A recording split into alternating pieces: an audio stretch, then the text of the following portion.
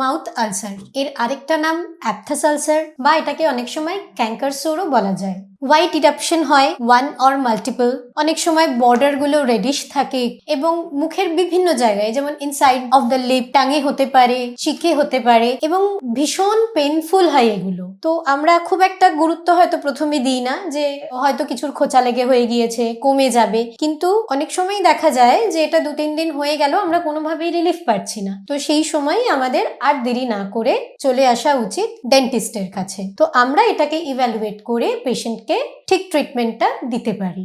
কি কি কারণে হতে পারে এই অ্যাপথাস আলসার? প্রথমেই আসবো আমরা স্ট্রেস। খুব বেশি স্ট্রেসে থাকলে এই ইরাপশনগুলো আমরা দেখতে পাই। কিছু গ্যাস্ট্রো ইন্টেস্টিনাল ডিসঅর্ডার আছে, কিছু ফুড ইরিটেন্ট যেগুলো আমাদের মিউকোজার পক্ষে ইরিটেশন দেয়, সেখান থেকে হতে পারে। অনেক সময় হয়তো ফল্টি ব্রাশিং থেকে হতে পারে। কোনো রকম হরমোনাল চেঞ্জেসের থেকেও আমাদের মুখে এই অ্যাপথাস আলসার গ্রো করে।